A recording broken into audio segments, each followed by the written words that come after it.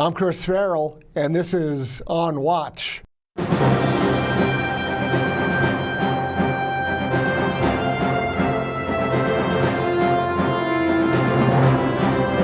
Welcome to On Watch, everybody, the Judicial Watch podcast, where we go behind the headlines to cover stories that the mainstream media would rather you not know about, where we try to recover some lost history, and where we try to explain the inexplicable.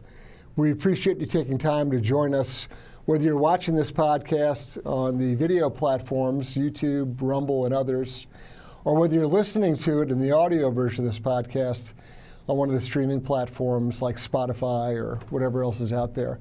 We appreciate your taking the time to join us and listen to the stories that we cover, and we want to hear from you. So you can email us at info@judicialwatch.org and tell us what you think. Please be sure to subscribe and leave us a rating as well. That helps us.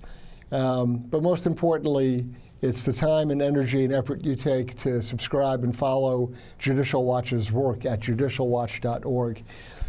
Today we're going to go far afield. We're not going to cover a question of American political corruption, although there's no end to that. Today we're going to go outside the United States. We're going to go way south of our border into South America, and we're going to have a great opportunity to interview Juana de los Santos. Juana is a foreign policy and geopolitics contributor to the David Hume Institute Foundation in Buenos Aires, and she's also a weekly contributor to Libre Opinion, which is a radio show on emisora Radio Señal Argentes in Argentina. And pardon my weak Spanish language capabilities, but most importantly, welcome Juana to On Watch. Thank you for having me, Chris, and your Spanish is great. Thank you. Well, thank you very much. Juana, I think it's really important for Americans to understand sort of populist, conservative, or even conservative libertarian movements that are springing up around the world. And most famously, in your country of Argentina, you've elected a gentleman who refers to himself as an anarcho-capitalist. He's a radically new figure, a new leader for Argentina, and that's President Milei. Want to tell us about President Milei and what's going on? Give us the broad view, the big picture of what's happening in Argentina. Okay, thank you for having me, and thank you to your audience too. It's a pleasure to be with you. What can I say? Javier Milei defines himself as an anarcho-capitalist, but I think that he's a very strong conservative in the American way, indeed, because he defends individual freedom, he defends prosperity, and he defends limited government as well. And also he advocates for religious freedom, and he advocates for the pro-life agenda. And he also advocates for security and defense. So yes, it's true. He's an economist that is very strong influence by the Austrian economic school, Mises, Hayek, right. Milton Friedman. He's also a fan of Murray Rothbard, that is true. But basically, I think that we don't have to forget that he's also a conservative. But let me tell you something. If you talk in Argentina about the conservadores, it is not the same as saying, as referring to the American conservatives, because the conservadores in Argentina are referred to the conservadores of the 30s that were fascist. I see. So probably he may like to refer to himself as a libertarian because he doesn't want to be confused with those conservadores of Argentina. Yeah. That is something that, we have differences in the lexicon with the United States. The terminology is very important because that puts a label on someone that isn't necessarily accurate. And conservative in America doesn't necessarily mean conservative in Argentina, as you pointed Exactly. out. And Argentina's had a rough ride. You know, that's, I think, why President Milei, who gave a very strong speech at CPAC here in Washington, D.C. Just last week, I think he was very well received. He was applauded and really loved by the audience there.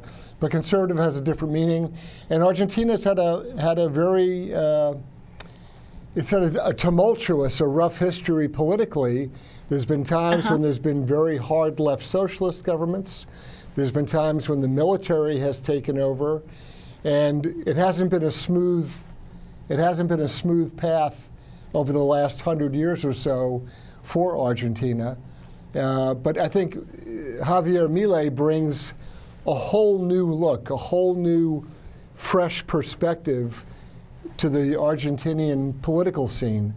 What are some of the big kind of radical changes that he has begun with his presidency?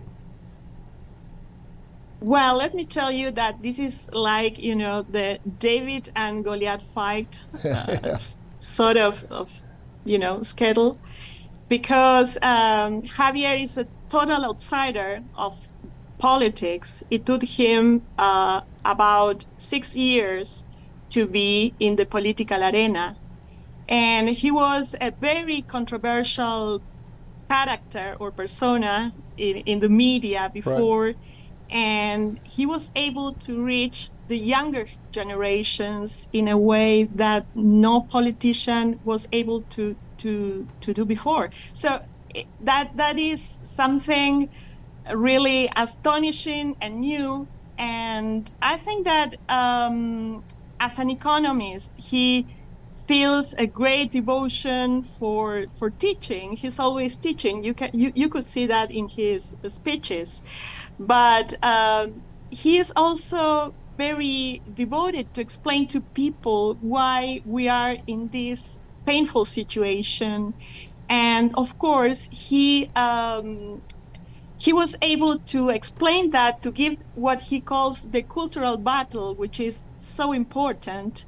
He was able to do that because he was not afraid to be labeled as a crazy man, or he was not afraid to be harassed. He was not afraid to be, you know, targeted by the media.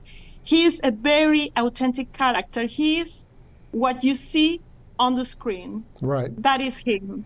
I had the opportunity to meet him, and let me tell you that he's a very sincere person. He's the person that you see in front of the camera.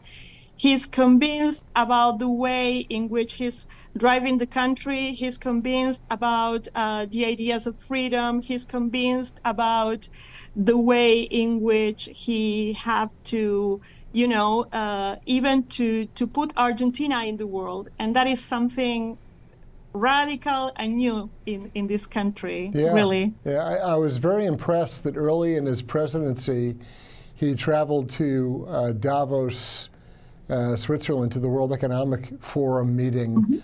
And he was very brave. I mean, he went into that meeting and he looked around the room and he basically told all the smart people there in Davos, you're the problem. You're the reason why the world is as screwed up as it is. You're the reason, you're driving all of these economic and political and social movements that are dragging world economies down, dragging people down. And I thought that his speech and what he was saying, to me, and he is a unique character. So Javier Milei, I respect, you know, his integrity as a human being. And so what I'm about to say, I don't mean it to diminish him, but I'm just saying it reminds me, he's very Trumpian. I know that Milei is Milei, but some of the stuff that he says and does, to me, there's a parallel with Trump, because I'm looking at it with, you know, with American glasses on, right? So there's a guy who's not afraid to say what he thinks. He upsets people. I say that, you know, he flips over the table and he breaks things, but he's truthful and he's not afraid to be very direct and very honest, even if people don't like it. And I think a lot of people, whether they're Argentinian or whether they're American, they find that very refreshing. They find that, finally a breath of oxygen, right? It's not the same old lies and the same old promises that are broken and the same old, pointing fingers and blaming everybody else.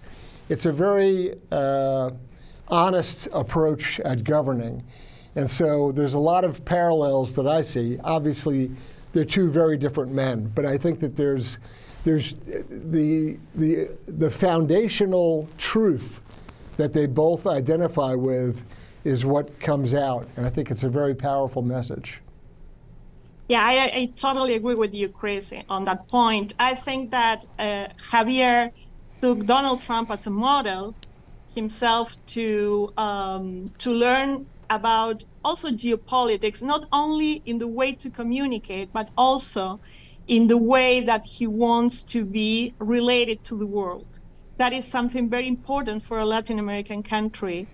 I mean, if you see what the previous politicians did before in Argentina, you will find out that they had no idea about, the geopolitical situation of the world. But basically, Javier Milei has this idea of picking the right side of the world. Right. That is something very important. Right.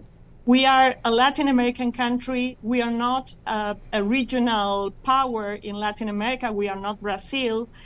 And we have a lot of restrictions in the way in which we have to face the world.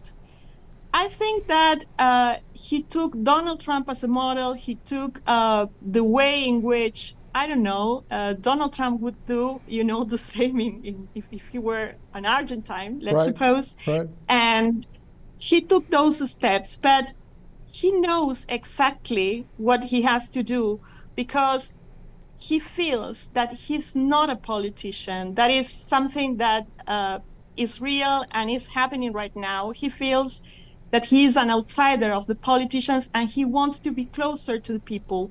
You could see that, for example, in the trips he's going in a normal, not in private plane with he loves to be among people on planes. Right. That is something, that you won't see in Latin American politicians at all. That it's, a new message. Yes.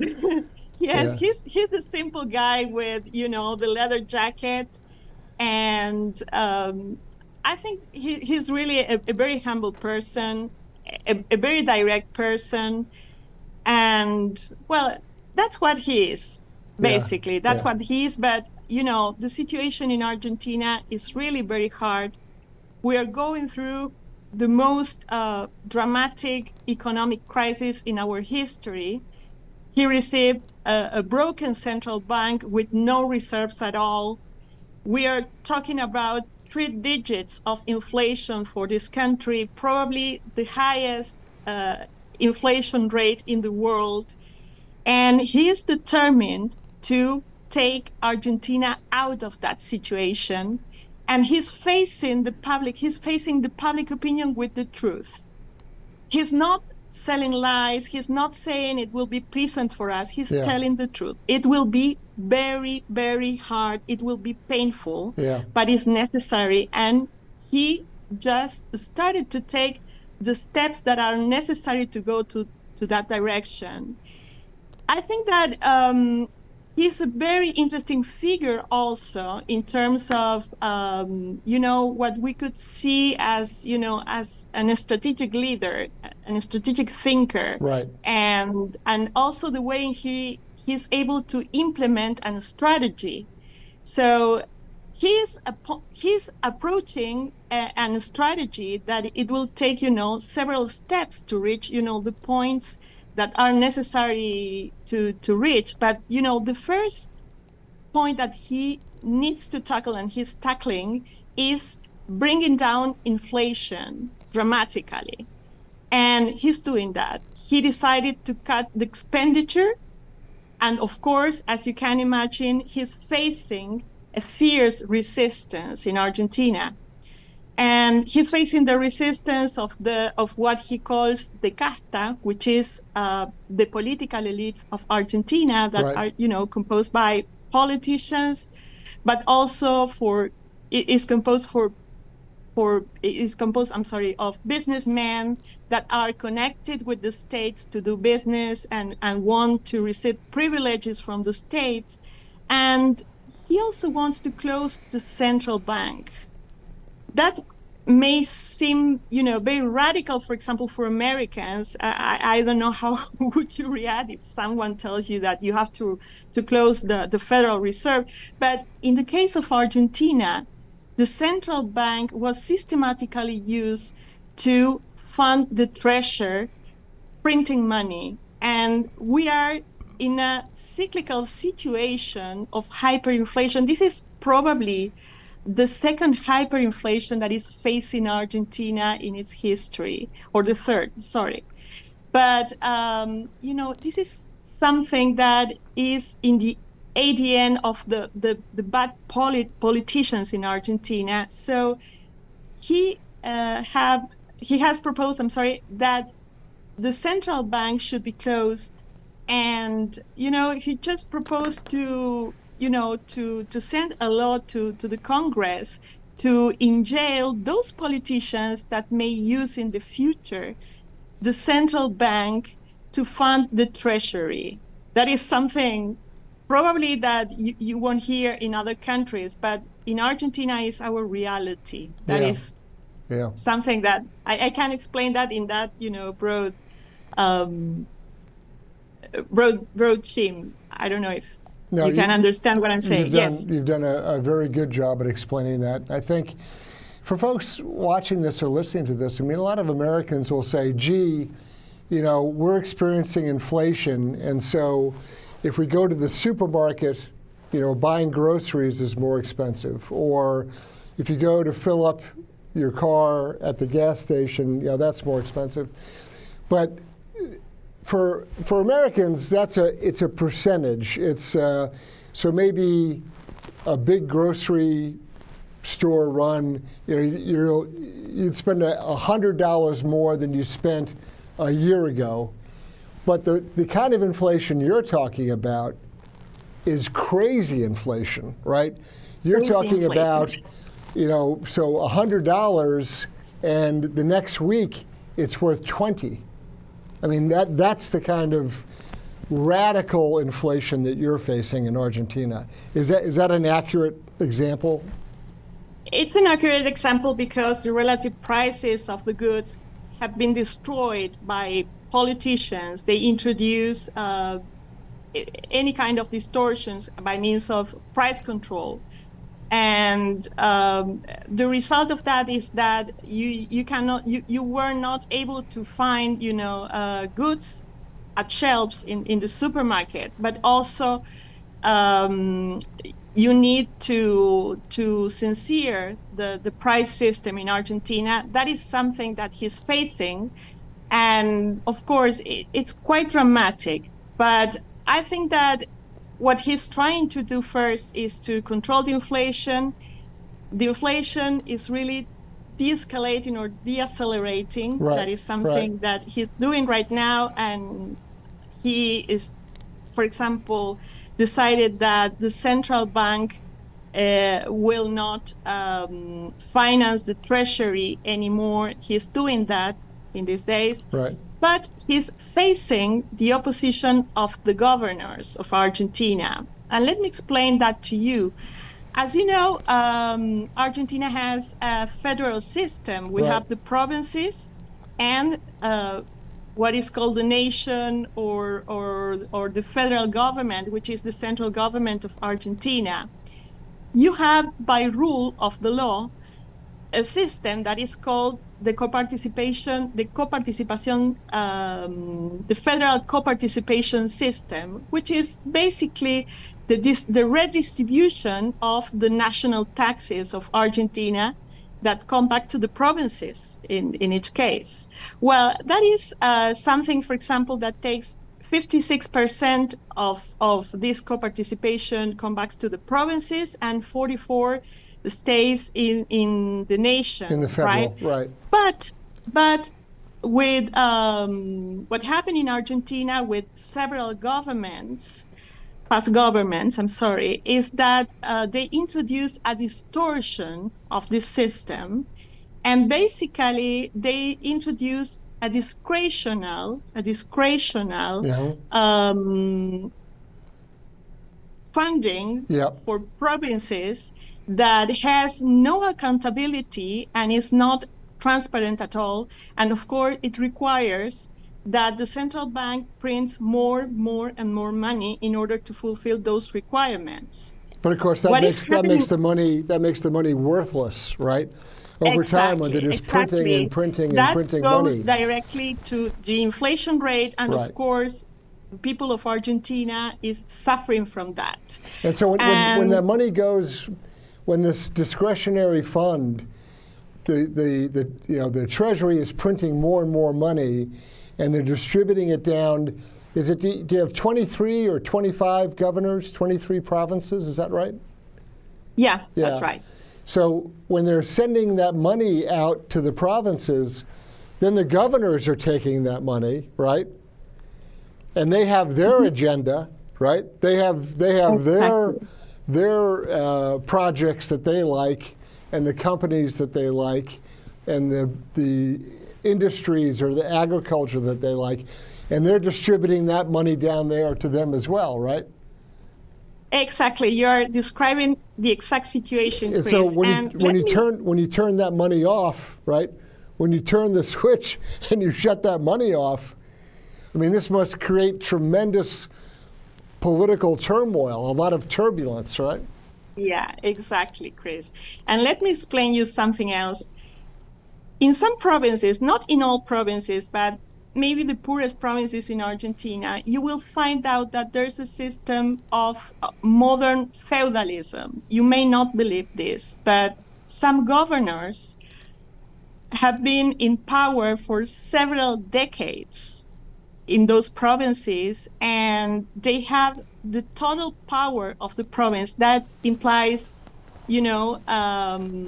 having appoint judges, that implies ruling the police, that implies having a big influence with the legislative system of each province.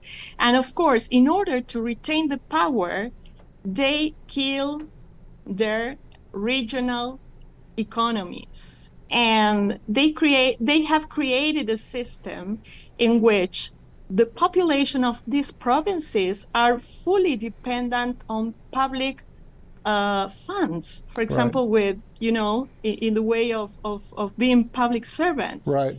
That is an absolute disaster, and that is the situation that Javier Milei wants to change. But of course, as you can imagine, the power on the other side is enormous. In some cases, for example, some provinces have very important natural resources. We're talking about lithium. We are talking about oil and gas. Well, some of these governors believe that those resources belong to them. Right. They're like you said, it's feudal. It's a medieval form of patronage, right? With a feudal prince. So the governor of a particular province is really like a prince or a baron or something, and everyone is beholden to them.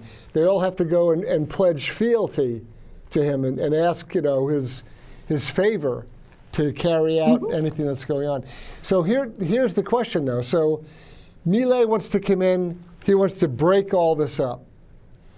It's a very interesting, or it's a very difficult problem, because he has to do things that are very painful, that a lot of ordinary people, they're going to feel it. It's going to be pain. It's going to be difficult for them, and at the same time that he's doing painful things, he has to keep their support. So I mean, that's a very difficult balancing act, because you're doing difficult things that will make people upset. Even if they know it's the right thing to do, it's tough, it's hard, but he still needs their support. How is he going to do that? How is he going to inflict pain but still have support? Yeah, I think that for him, winning the cultural battle, as I told you before, is something very important, and explaining to people what is going on is really important. The result of that is that he has a great support of the population. He's very popular in these days, even though there's a huge economic crisis in the country. But of course, I think that this is something that he has to regulate very well. He will have 2 years in front that will be very difficult, very difficult. He considers that it will take 2 years to bring down the inflation. Right. And at the same time, he's introducing laws and not laws. I'm sorry, it's a decree. We call decree an executive order of emergency. Right. In this case, he introduced an executive order in which he is dramatically deregulating the economy of Argentina. That's why, for example, you have heard his speech talking about market failure. I think that's, the right explanation is that he is against any kind of regulation from the state. And he thinks that, that's the way to regain the path of growth in the country. Right. But of course, first is, bringing down the inflation, and then dealing with these very structural reforms that are necessary in order to gain investments in the country. Deregulate the government, deregulate the government's control over various sectors of the economy, and let market forces, let the free market forces create the balance that should exist, and not having the government picking winners and losers. Exactly. Because normally the government picks nothing but losers. I mean, that's the government knows how to lose, but free market forces, the best will come out because they'll be the most competitive, best quality, best price, best practice, and those will be successful instead of the government, picking their little pet friends. And that he thinks will save or will reinvigorate the economy. Yeah, that's true. That's true, what you're saying, Chris. But at the same time, I think that there's something very important here, and it has to be with his geopolitical choices. He has decided that the United States and Israel will be the main partners of Argentina. I think that's, a huge step for this country and for any Latin American country in the region. Yeah. As you know, he is opposed to the government of José Ignacio Lula da Silva in Brazil. Right. And he's not very fond of China, and definitely he had traced a red line with countries like Nicaragua and Venezuela. Right. He wants Argentina to be very far from those countries, from Iran, from Russia. So he decided to pick the right side of the world, and he decided to make the United States his most important partners in terms of security. And that is something very important. That's why I'm saying that he's not a full libertarian, but he's a conservative because he believes in security and defense. And that is something very important. He's making the right reading of this geopolitical context of the world. I think that is something something very unique in a Latin American country. It's quite difficult for us because, as you know, in the region we have very few partners right now, probably Uruguay, probably Paraguay, El Salvador, and Ecuador. But I think that he's a man with a great vision. He's a man with a great vision indeed. and he's capable of doing great political arrangements. I don't know if you know that Patricia Bullrich, who is the Ministry of Security, she was also in CEPAC last week. She was a political competitor of Javier Milei in the presidential election. They had very hard words one to each other during the campaign, but finally they have decided that they are in the same side, and she is part of the government. She's a great Ministry of Security. She's very well aligned with the United States in everything that implies, the fight against organized crime and what is, in relevance against the narco. And I think that he have chosen, for example, in that case, a right partner inside the government to fulfill his agenda. That's a good sign to be able to make political allies like that. That's a very smart move. You don't have to, not every disagreement has to end up in a big fight. You can disagree, but then come back around and create alliances. I'm curious about the press, the news media in Argentina. In the United States, probably 95% of the news media, the press, they're essentially an arm of the Democratic Party. It's like state-run media. It's like in the old days of the Soviet Union. It's like Pravda and Izvestia. They act as an arm of one party. And so here in the United States, very sadly, we don't have free press, free media. 95% belongs to Biden. A very small amount of sort of underground or movement media, is from the conservative side. What are the circumstances there? What does President Milei face from the news media, from television, print, internet? What's the situation?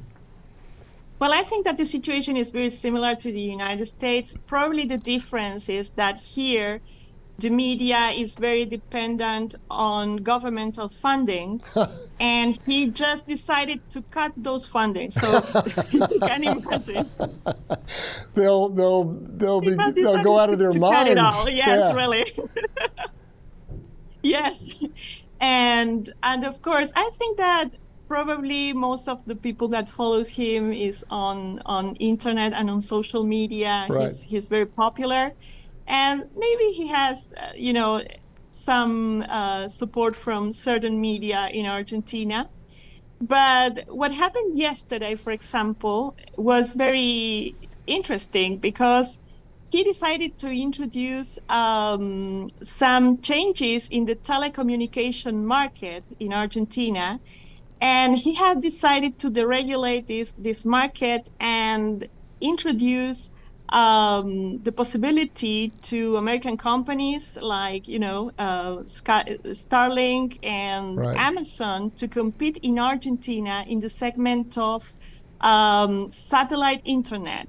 Satellite internet, isn't it? Yeah. Yes, that's right. And, that's a hard blow for the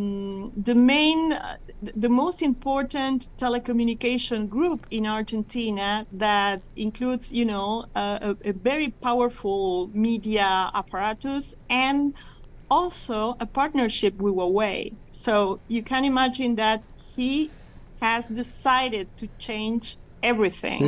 Seriously. Yeah. The Chinese will be very upset. The Huawei people will. I'm sure that they're very frustrated and very worried about that. Yes, they're very worried, but, there's a reality in Argentina as regards to China. China, we are still very dependent on China, unfortunately, as the rest of Latin America. We are very dependent on the trade balance. Here is the duality with Argentina. The most important foreign direct investment comes from the United States, but our most both most important partners in terms of trade are Brazil and China. That is something that I think should change with the time, with the introduction of free markets and a more free economy. We really expect that.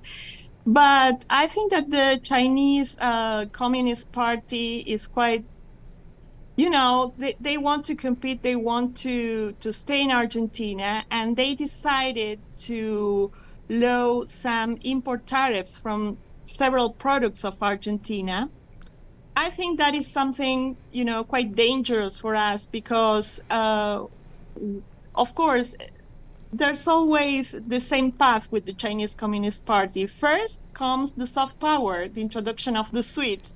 So we will buy your goods, but then when you are selling them their goods, they decide to introduce the coercion. Sure. And maybe the introduction of the coercion may imply in future that part of that private sector that would sell goods to China may lobby against the national government in favor of China. That is something, that should worry us, because when that lobby comes into action, it generally take points of, matters of security. Yes. So yes. The introduction is, okay, if you want me to sell, to buy your goods, you have to give me a military base. Right. That happened before, and that is something that we all have to watch. But I think that at the same time, we have a great opportunity with the technological sector, with the United States, and that will imply a great progress in our economy in terms of services. Yeah. So yeah. I think that the path to prosperity of Argentina is not clear at all at this time, but I think that we may expect something like that in the future, a technological service more related to the United States, and probably goods more related to certain markets, like the Pacific, maybe South Korea, maybe Japan, probably a more interesting trade relationship with India. I think that India is the real opportunity to Argentina, and this, India is the real challenge for China in Argentina, because it's the natural competitor of China in Argentina. Yeah. And, the advantage of India is that, I'll give you an example. So I'm not going to name the country because it's probably too embarrassing, but people can figure this out very easily. So the Chinese promised telecommunications capabilities to a Central American country. And the country said, great, we'd love to have telecommunications. We want to have you come in and give us all the hardware, all the software, set up the antennas, and give us broad cellular and Wi-Fi. And so this Chinese group comes in, and they take over actually an old fortress, literally old, like from colonial days, an old fortress, and they put up their antennas and they get everything running. That wasn't a Chinese telecommunications company. That was a Chinese army unit, right? It was a Chinese army signals unit and a Chinese army intelligence unit. And that's who created this big footprint, this big presence. And so I was commenting with a friend from another Central American country, and I said, they're never leaving. You can't tell them, thank you, we appreciate your service, it's time to go home because now we're going to use a different company. They're not leaving, And that's the problem and the other problem is, if you want to get in a legal argument with them, what court do you go to, right? Exactly. What legal court, and where are you ever going to be paid the legal judgment for the lawsuit? And there's people that they don't see that. The Chinese offer these very sweet, very attractive deals, but there's a hook, right? There's an edge to it. And for some reason, people pretend that, oh, no, it'll be fine. The Chinese are friendly. And they don't realize, Americans, if you tell us to go home, we do. We pack up and we leave, right? Sometimes we don't do it very well, but if you tell us get out, we'll get out.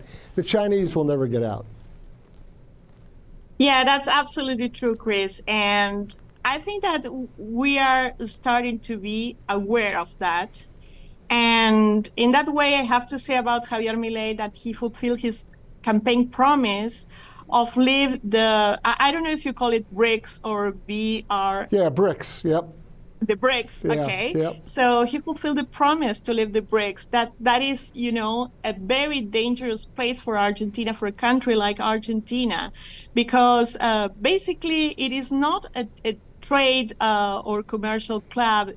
It has a bank, a development bank, Yes. that usually give very shady loans to bad politicians around the world. Right. And you have to sign agreements with secret clauses, and Yep. suddenly you don't know what your country compromised in order to get those funds. So Yep.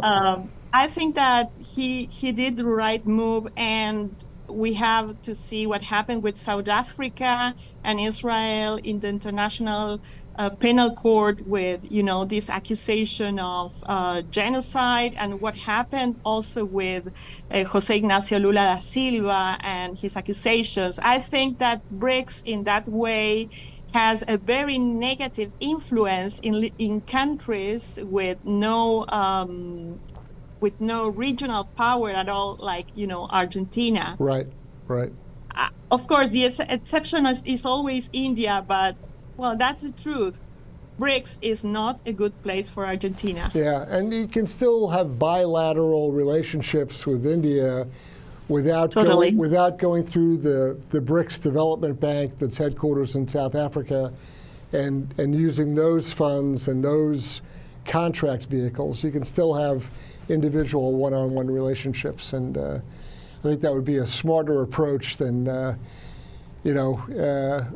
getting involved in an organization where the two principal characters are Russia and China, and Brazil, your neighbor, is not exactly, at least under the current administration, is not necessarily a safe option for you. So before we close out, I wanted to give you sort of a last word, a last thing to convey to our American audience.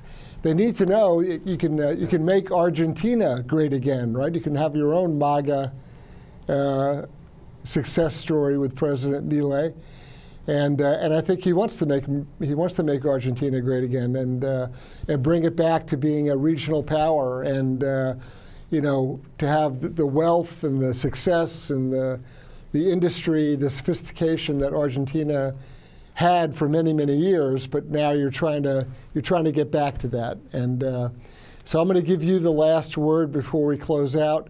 And Juana, give me your vision. What do you think that our audience needs to know? Well, I would like to give a very short message to your American audience, Chris. Please, we need Donald Trump back, really, very soon. We all need it. And you have to pay very, close attention to what is happening in your South frontier. And you have to pay special attention in the electoral process, in the elections. Please get compromised, go to vote. And I'm sure I'm not really involved with the electoral process of the United States, but I'm sure that every citizen may have the opportunity to participate as an observant of the election in the way to guarantee the transparency of the election. Well, that was the key in the case of Argentina. Being involved in the electoral process, that is the moment of truth. That is the real moment of truth. And please take a special attention to what is happening in your South frontier, because not only terrorists, not only traffickers can be there, but also Latin American groups that are political ground, Latin American groups that are operating in Latin America that have experience and they know how to change the terrain in the political field. So be very careful to the people that is being introduced in your country in an illegal way in the South frontier. Please, that is really a message for me from my heart. Juana de los Santos said there's a very strong and I think a very accurate and inspiring message from Buenos Aires that we need to pay close attention to. I think that have a very wise closing word to us. Thank you very much for joining us. We really appreciate it. I think all the things you've told us about Argentina and the struggle that you're going through, and also really what Javier Milei, what he means to the country as the new president. I personally have the same kind of dog that he has, the English Mastiff that he loves so much. So obviously he has excellent taste in dogs. But I just want to thank you for your time and for your commentary, your observation, your analysis today. It's been very helpful to us. Juana de los Santos from Buenos Aires, Argentina, thank you very much. Thank you very much, Chris, to you. It was a pleasure for me to be with you. And thank you very much to your audience, too. I'm Chris Farrell, on Watch.